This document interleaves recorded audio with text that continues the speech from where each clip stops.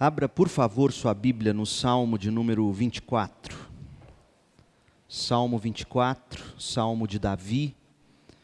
Chamo sua atenção para este salmo para nós pensarmos sobre o tema o Rei da Glória.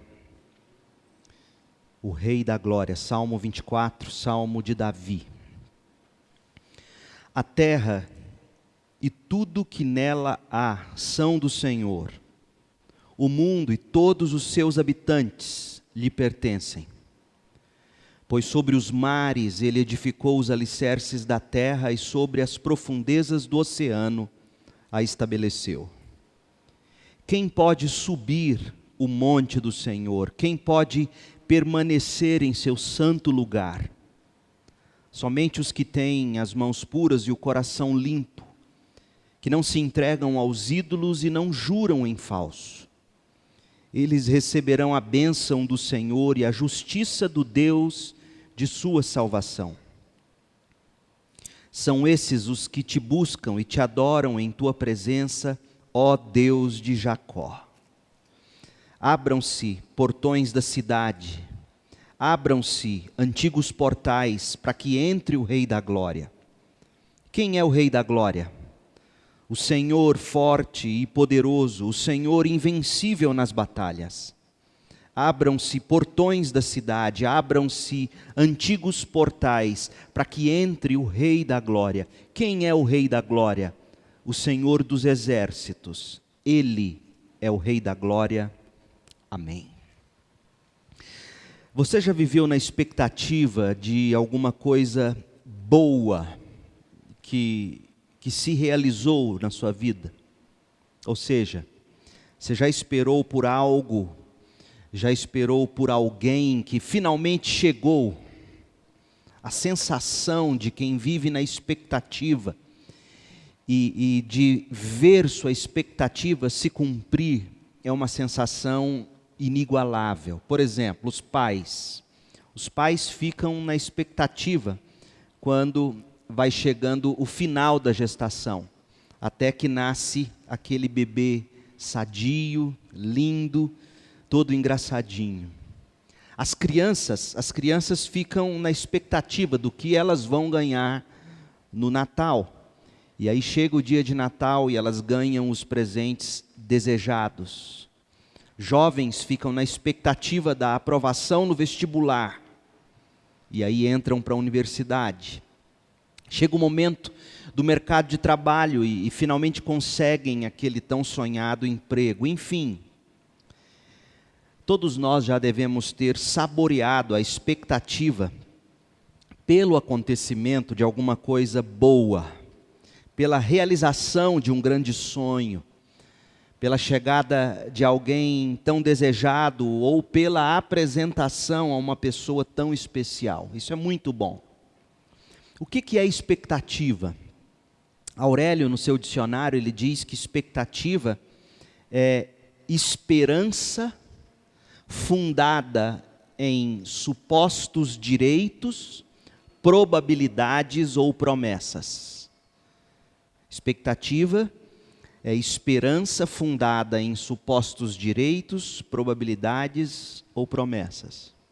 É dessa forma que muita gente, por exemplo, vive na expectativa da herança, ou de ganhar num sorteio, ou de receber a tão esperada ou tão prometida promoção no trabalho, o aumento de salário, enfim, seja como for, a sensação é sempre muito boa, principalmente quando aquilo pelo que tanto se esperou se torna realidade. Expectativa, de fato, é o que nos mantém vivos. Sem expectativa, o indivíduo perde o sabor pela existência.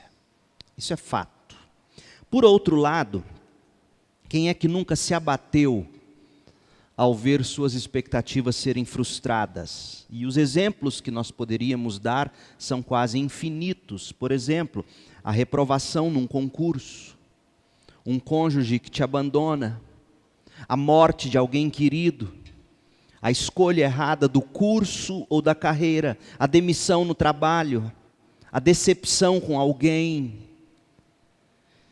Para que as expectativas da gente não se frustrem, é imprescindível algumas coisas. Primeiro, é imprescindível que se saiba nutrir expectativa pela coisa certa ou pela pessoa certa.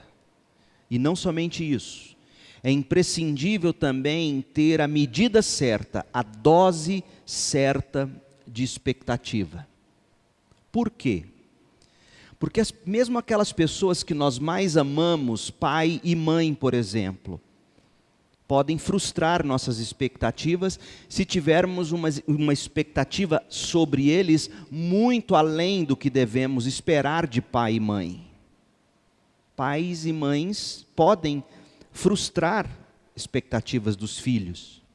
Filhos podem frustrar expectativas dos pais.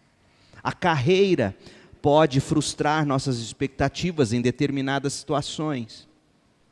O único que jamais nos frustrará é Deus. Tanto que no outro salmo, Salmo 40, no versículo 1, Davi diz assim: esperei com paciência pelo Senhor.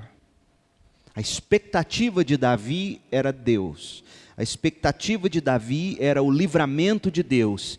Esperei com paciência pelo Senhor. Ele se voltou para mim, Ele ouviu o meu clamor.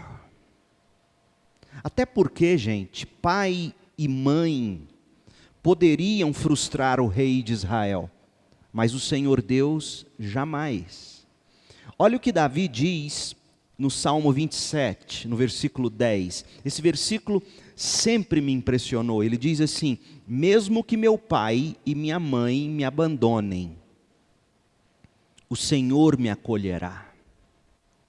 Davi parte do pressuposto de que pai e mãe pode decepcionar filhos, o Senhor jamais. Davi chega a dizer no Salmo 63, no versículo 3, que até a vida como um todo, pode frustrar o coração da gente. Mas ele, o homem segundo o coração de Deus, não se frustrava com Deus. Olha o que ele diz no Salmo 63, 3. Teu amor, ou tua graça, é melhor que a própria vida. Pense sobre isso. Para muita gente, o que há de mais valioso é saúde. As pessoas dizem assim: para mim, tendo saúde, eu tenho tudo. Será? Tem muitas pessoas sadias, desgostosas da existência. A graça de Deus, o amor de Deus é melhor do que a própria vida, porque a vida sem a graça de Deus se torna uma desgraça. A única expectativa, portanto, que não se frustra, é aquela expectativa que está corretamente em Deus. Tudo mais vai nos frustrar. Presentes e produtos se desgastam.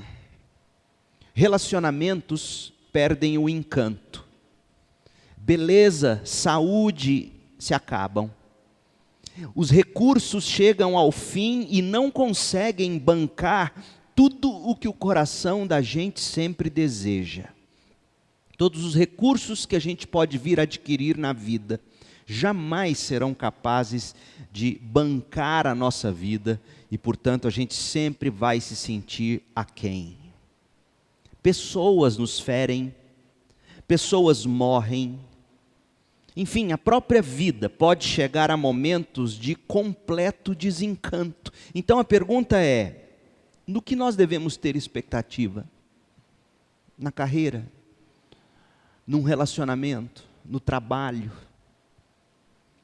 Olha o que Salomão, no fim da vida dele, diz sobre expectativas. Ele vai mostrar, abra sua Bíblia em Eclesiastes 12, e veja comigo ele colocando a expectativa no Senhor Deus Criador, em comparação com a expectativa de tudo o que a gente ao longo da vida acaba tendo.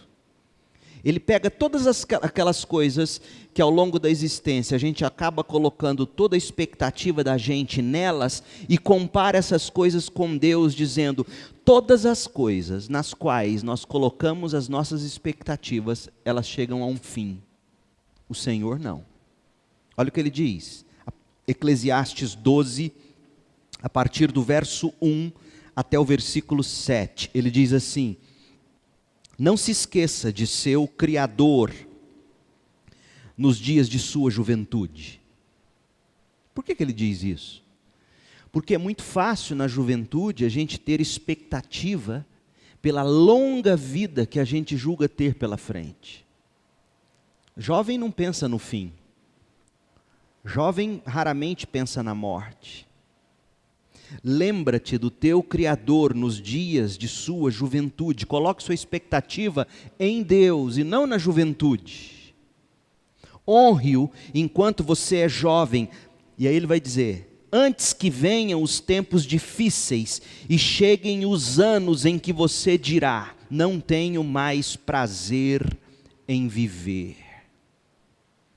Veja que quem coloca toda a sua expectativa apenas na vida, pode chegar num ponto dela em que irá dizer: eu não tenho mais prazer em viver.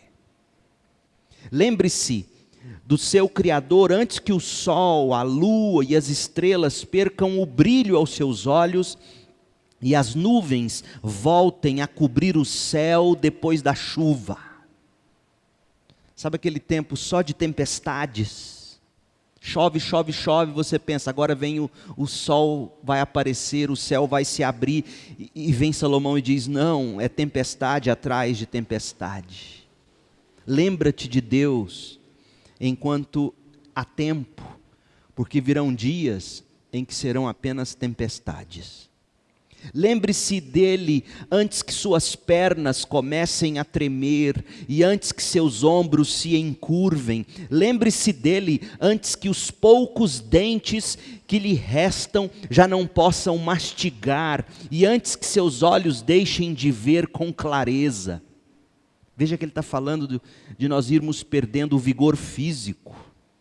Lembre-se dele antes que seus ouvidos fiquem fracos e você já não ouça o som das pessoas trabalhando nas ruas. Hoje, você levanta com o primeiro canto dos pássaros, mas um dia não os ouvirá mais.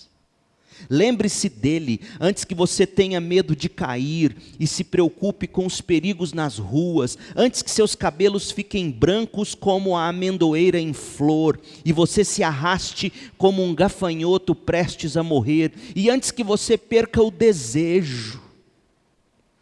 Lembre-se dele antes que falte pouco para descer ao túmulo, seu lar eterno, quando os pranteadores chorarão em seu funeral. Sim, lembre-se de seu Criador agora, enquanto você é jovem, antes que o fio de prata da vida se rompa e antes que a taça de ouro se quebre. Não espere até que o cântico se despedace junto à fonte, o cântaro se despedace junto à fonte e a roldana se parta junto ao poço, pois então o pó voltará à terra, e o espírito voltará a Deus que o deu. Gente, Deus, o Criador, é o único capaz de não frustrar as nossas expectativas. Quando dele nós nos lembramos, e com ele nós pautamos a nossa convivência, segundo os termos da sua doce palavra. Digo tudo isso porque o nosso salmo para hoje, o Salmo 24, é um convite. Davi está nos convidando a ter expectativa na pessoa certa, em Deus. O desejo de Davi no Salmo 24 é de nos preparar para o encontro com o Senhor. O Senhor que ele chama de forma muito feliz aqui neste salmo de Rei da Glória. O que Davi quer de cada um dos filhos de Deus é que eles vivam na expectativa da chegada do Rei da Glória. Sabe aquela criança que acredita em Papai Noel e que vai dormir com frio na barriga, esperando o bom velhinho ao longo daquela noite trazer o seu presente e pôr no sapato dele? Sabe aquela expectativa do rapaz que conheceu a mocinha e não dorme, de tanto frio na barriga, a expectativa de poder um dia estar com ela para sempre. Davi está dizendo que a gente tem que ter esse tipo de expectativa agradável para com Deus. Quando que esse salmo foi escrito? Esse salmo, ele foi escrito para ser cantado nas procissões que os judeus faziam a caminho do templo.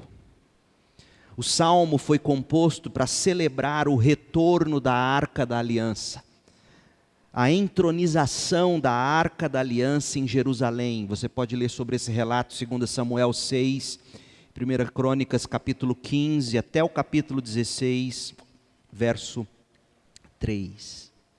Tanto é assim que a partir do versículo 7 em diante, aqui no Salmo 24, existe uma declaração para que as portas da cidade se abram para a entrada da arca. A arca aqui é o símbolo do próprio Deus.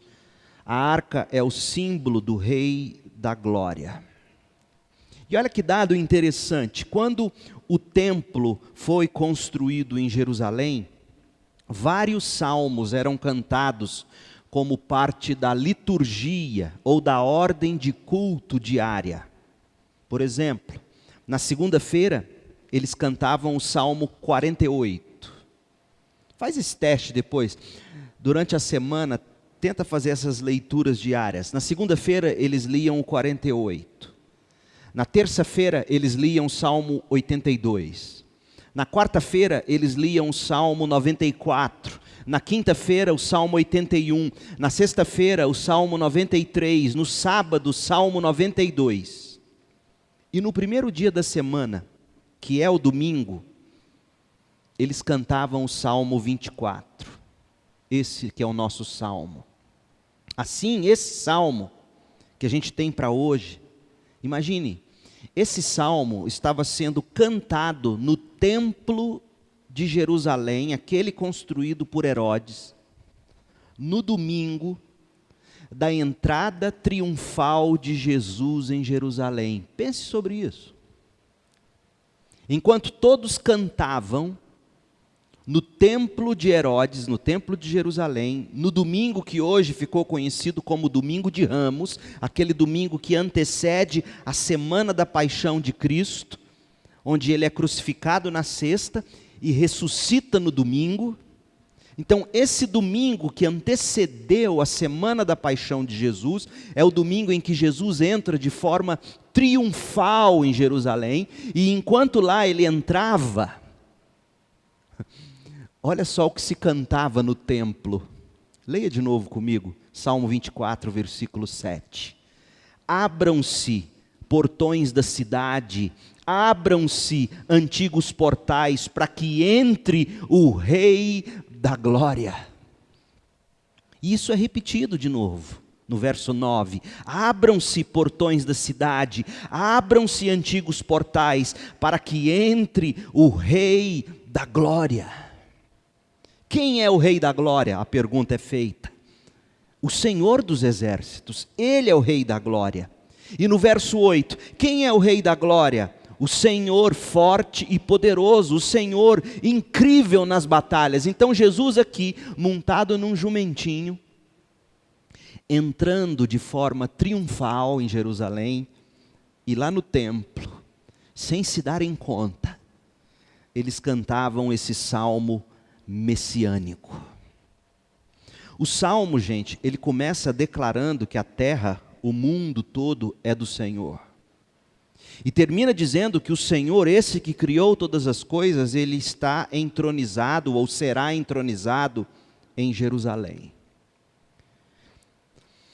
Existem 3 divisões nesse salmo. Se você gosta de anotar, tome nota aí. 3 divisões bem claras. A primeira divisão é o verso 1 e 2, depois de 3 a 6 e depois de 7 a 10. Cada uma dessas divisões revela quem é o Rei da Glória, revela por que e como as nossas expectativas devem ser depositadas no Rei da Glória. Então, hoje, eu quero dizer para você o que Davi está nos dizendo. Coloque a sua expectativa naquele que é o único que não vai te frustrar. Carreira nos frustra, justiça nos frustra, filhos nos frustram, pais nos frustram, saúde nos frustra. Tudo nessa vida, por melhor que seja, e por mais que devamos buscar fazer todas as coisas com excelência, tudo na vida é capaz de nos frustrar. Só Deus não. Só Deus não.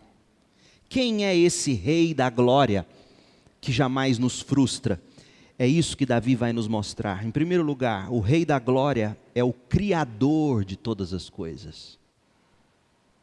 Ele diz nos versos 1 e 2, a terra e tudo que nela há são do Senhor.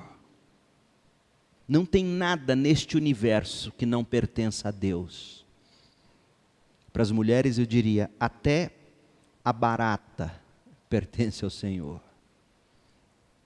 Todas as coisas pertencem a Deus. O mundo e todos os seus habitantes lhe pertencem.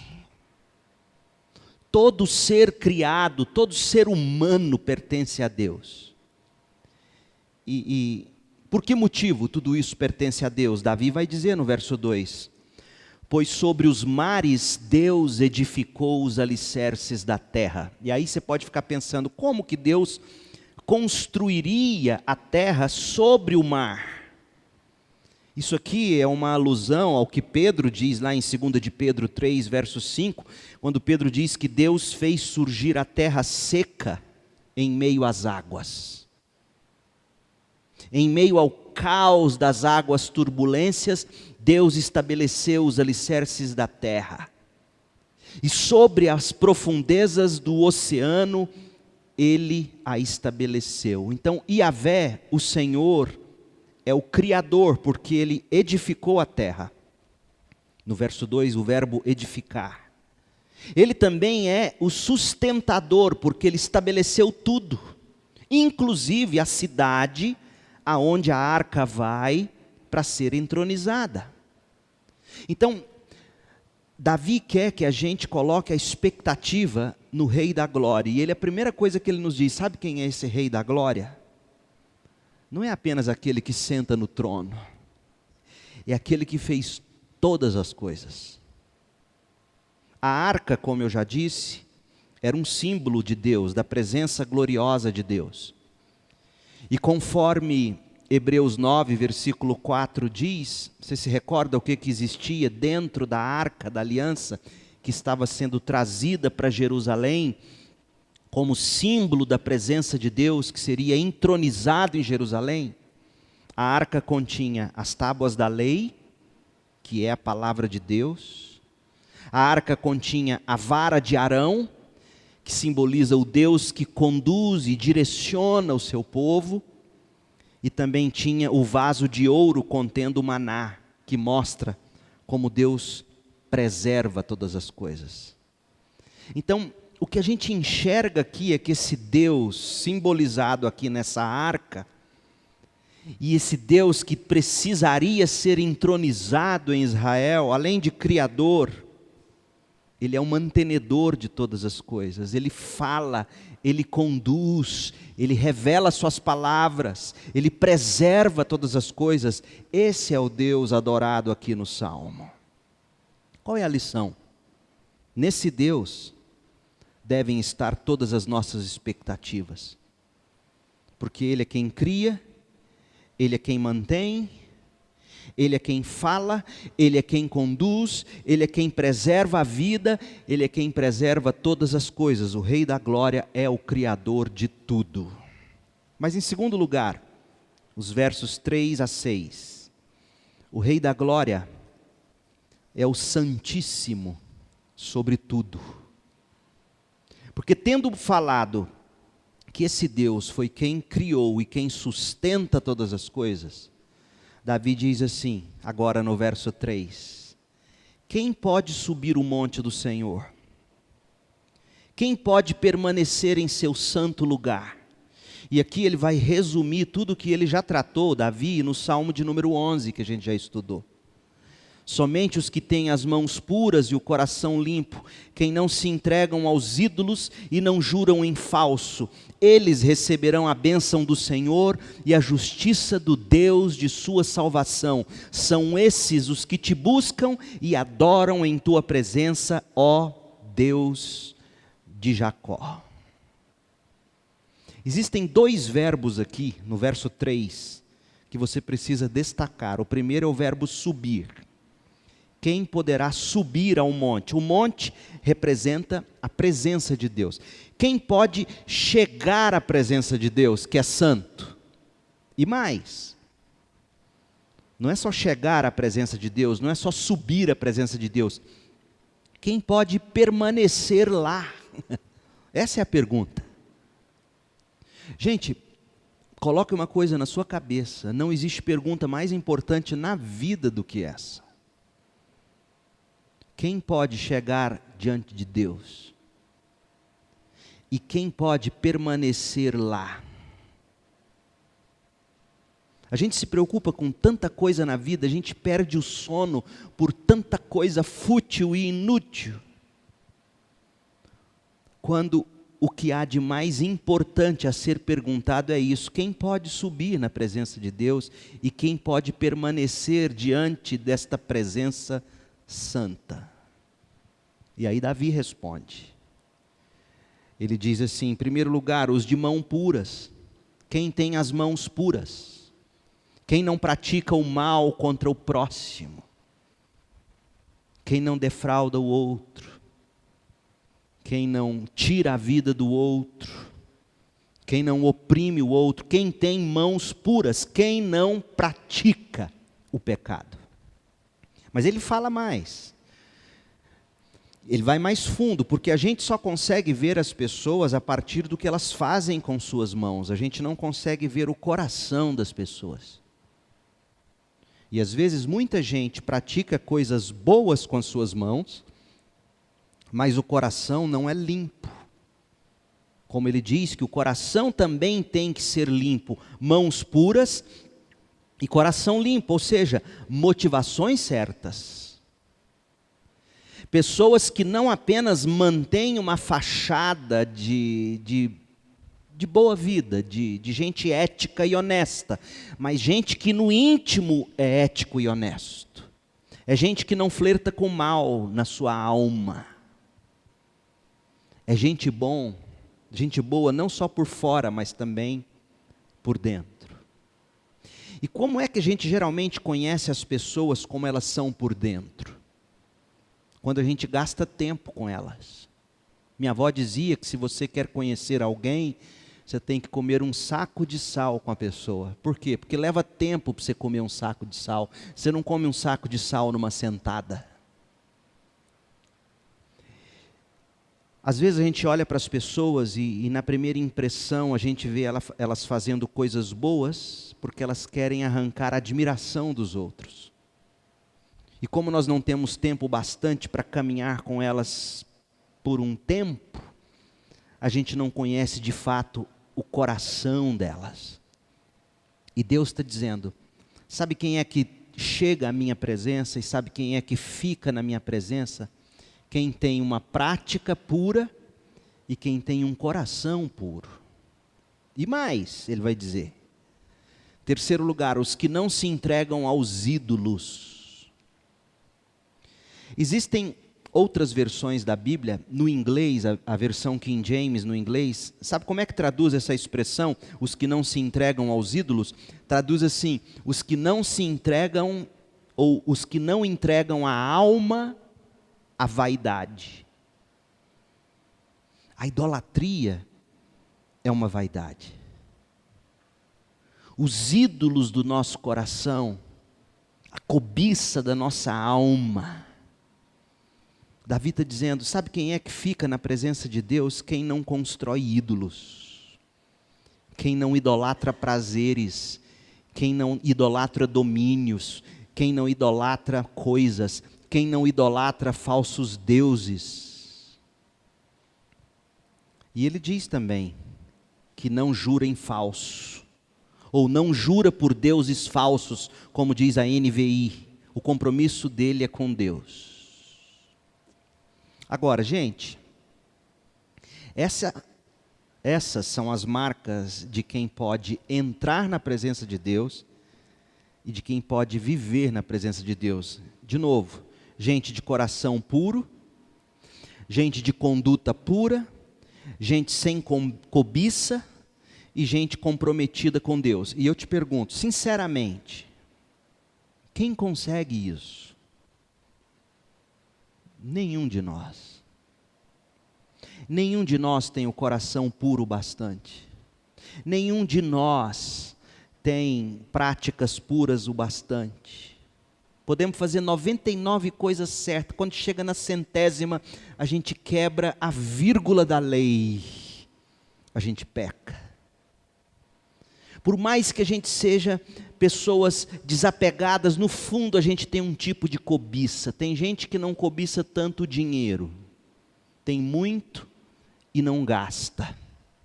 Mas cobiça o status que ele tem. Todos nós, de uma forma ou de outra, temos mãos sujas, corações sujos, cobiçamos, comprometemos o nome de Deus. Então a pergunta é, como nós poderemos chegar à presença de Deus e lá ficar? Pela fé em Cristo Jesus.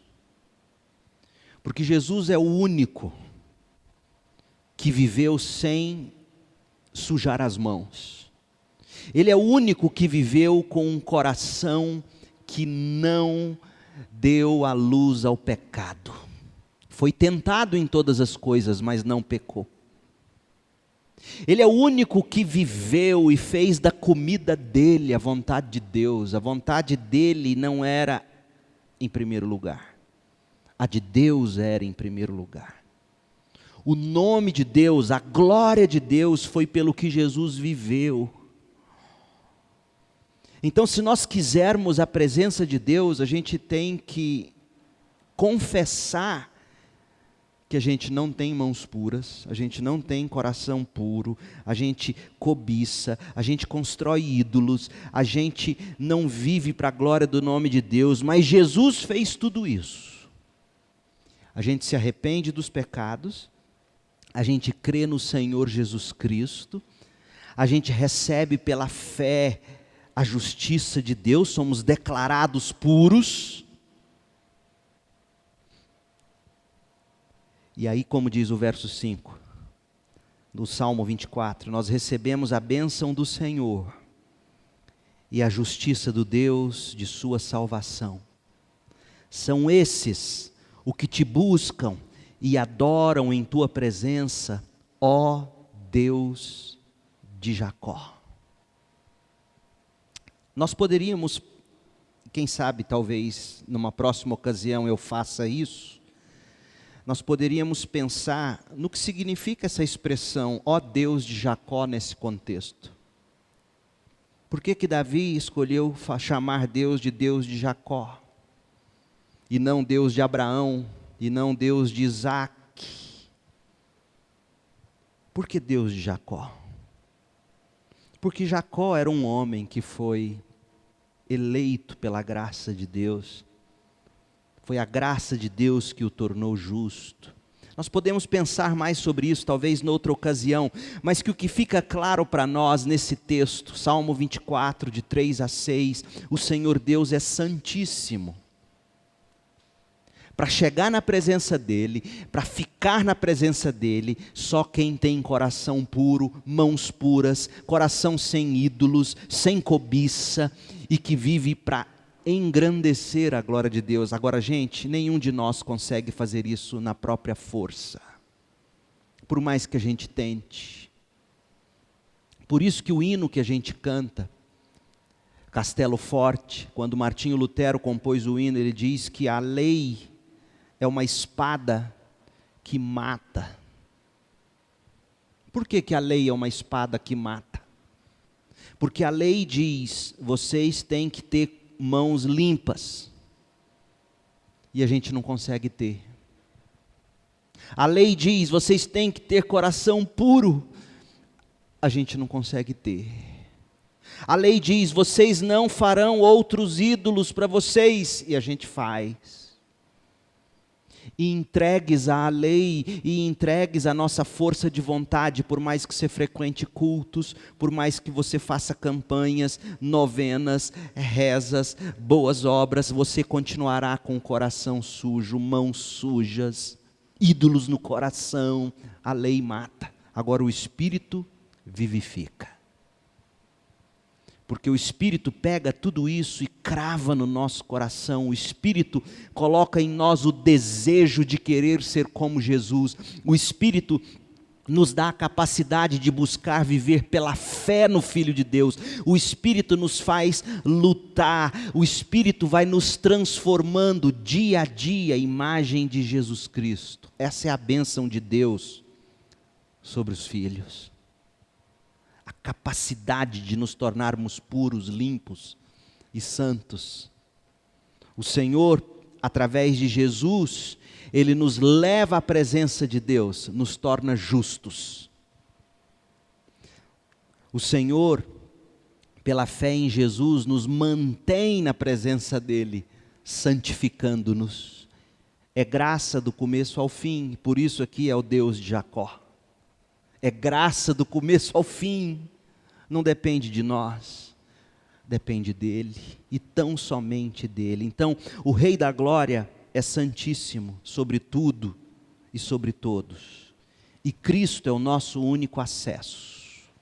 Mas há uma terceira coisa sobre o Rei da Glória. O Rei da Glória é o vitorioso sobre tudo.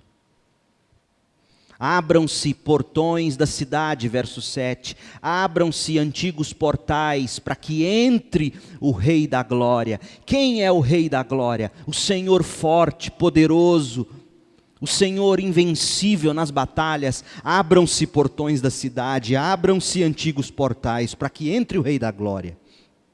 Quem é o Rei da Glória? O Senhor dos exércitos. Ele é o Rei da Glória. A procissão chegou às portas da cidade. Que se abram as portas para que a arca do Senhor entre. O Rei da Glória entrará.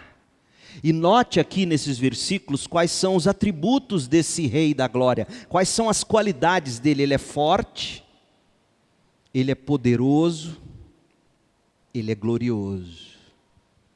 Ele é forte, nunca nos deixará na mão, Ele é poderoso, vencerá por nós todas as batalhas, Ele é glorioso, sua beleza e o seu encanto jamais acabam. E é assim que esse salmo termina. Esta parte de argumento pastor Isaltino Gomes Coelho Filho, esse final do salmo deve ter sido acrescentado ao salmo mais tarde, para uma procissão de gratidão a Deus pela vitória em alguma guerra, e aí eles mesclam aqui o poder criador de Deus, a santidade de Deus, com o poder de Deus para vencer todas as batalhas. O nosso Deus é o Senhor dos exércitos. O que significa isso? Senhor Deus dos exércitos. O Deus que controla as potestades celestiais. O Deus que controla e governa o mundo. O Rei da Glória é o vitorioso sobre tudo. Concluindo, gente, sobre este salmo, é preciso que se diga o seguinte: durante muitos anos, a tradição cristã tem utilizado o Salmo 24, especialmente a tradição de linha mais católica, ortodoxa, tem usado esse salmo para ser lido no dia da Ascensão. Qual é o dia da Ascensão? É o 40º dia após a Páscoa. Lembra que Jesus subiu ao céu, foi assunto aos céus 40 dias depois que ele ressuscitou? Então, você pega a sexta-feira santa, ou dita santa, conta 40 dias no calendário, esse é o dia da Ascensão. E a tradição cristã, no dia da Ascensão, tem por hábito recitar esse salmo. Por quê? Isso é muito interessante. Porque os cristãos veem em Jesus Cristo o Senhor da glória. O Senhor Jesus, primeiro, Ele retornou ao céu, Ele entrou aos céus depois da paixão, depois da morte, depois da ressurreição dele. É o que está dito em Efésios 4:8. Quando ele foi vitorioso na cruz, Colossenses 2:15. Mas ele vai voltar à terra em glória, para estabelecer definitivamente o reino dele, Mateus 25:31. E hoje, cabe a nós, os que vivemos entre essa ida, aguardando a sua vinda, cabe a nós viver na expectativa da chegada do Rei da Glória. E há até alguns comentaristas que dizem assim: sabe por que nós temos duas vezes a mesma expressão na conclusão do Salmo? Olha só, o verso 8, quem é o Rei da Glória? Verso 7, abram-se portões da cidade. Depois do verso 9, abram-se portões da cidade. E eu acho bonita a forma desses homens interpretarem essa repetição. Eles dizem assim, no verso 7, quando diz, abram-se portões da cidade, está dizendo o seguinte, abram-se os portões do céu, está chegando o Cristo ressurreto, que venceu a morte. E a segunda, no verso 9, abram-se portões da cidade, como que dizendo, abram-se portões da cidade, está voltando o Rei da Glória, para estabelecer seu reino, e para que os seus filhos reinem com ele para sempre. Então hoje, aguardando a vinda do Rei, o Rei Jesus, nós somos chamados por Davi, convocados pela Bíblia, a viver nesta santa expectativa. E eu quero então fazer 4 aplicações. Primeira, a arca do Senhor somos nós. Nós é que somos o templo de Deus. Deus habita nos seus filhos pela fé. 1 Coríntios 3,16. Essa é a primeira verdade que você tem que entender quando você olha para o Novo Testamento. Por isso que tantas vezes a gente diz assim, abra as portas do seu coração, deixe o Rei da Glória entrar e reinar sua vida. Outra coisa, nós somos chamados a marchar, mesmo em meio às mais duras batalhas, gente. Diga ao meu povo que marche. E tantas vezes é difícil marchar. Mas esse salmo nos dá a convicção de que o Rei da Glória é o Senhor dos exércitos. Ele é forte, Ele é poderoso nas batalhas. Com Ele nós seremos vitoriosos. Teremos lutas, teremos dificuldades, mas seremos triunfantes. Outra aplicação que a gente pode fazer olhando para esse salmo. Nós somos chamados a viver de uma forma que as pessoas vejam em nós as marcas das pessoas que estão vivendo na presença do Deus Santíssimo. Eles precisam ver isso nos crentes, gente. O mundo precisa ver em nós homens e mulheres de mãos limpas, homens e mulheres de corações limpos, homens e mulheres sem cobiça e sem ídolos, homens e mulheres que fazem da sua bandeira a glória de Jesus. O mundo precisa ver isso. E obviamente a última lição do Salmo é essa.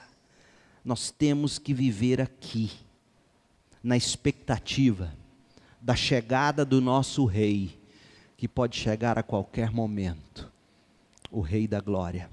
E como vai ser glorioso aquele dia, quando nós o veremos face a face. Então faça desse salmo o seu cântico de triunfo. Confesse o seu pecado, confesse o seu... Diga, Deus, meu coração é impuro. Porque tantas vezes ele se inclina para as coisas que, se eu tivesse coragem de verbalizar, as pessoas correriam de mim. Deus, eu confesso, eu tenho mãos sujas, tantas vezes eu faço coisas que depois me envergonham. Deus, eu tenho ídolos no meu coração. Deus, eu sou assim, me perdoe. Senhor, venha morar em mim. Eu abro as portas do meu coração para o Rei da Glória entrar. E quando o Senhor entrar na minha vida, Senhor Jesus, mude tudo e me transforme à sua imagem e semelhança. Faça desse salmo o seu salmo. Viva na expectativa da chegada do Rei da Glória. Feche os olhos, ore comigo. Deus, em nome de Jesus, Pai. Quantas expectativas frustradas. Nem sempre porque escolhemos errado. Às vezes até tendo escolhido certo, nos frustramos. E nos frustramos por uma razão. As coisas e as pessoas não são bastante para saciar a nossa alma. O Rei da Glória é. Jesus é tudo de que precisamos. E Davi nesse salmo nos convida a abrir os corações para que o Rei da Glória entre. Esse salmo nos faz viver na expectativa da chegada desse Rei.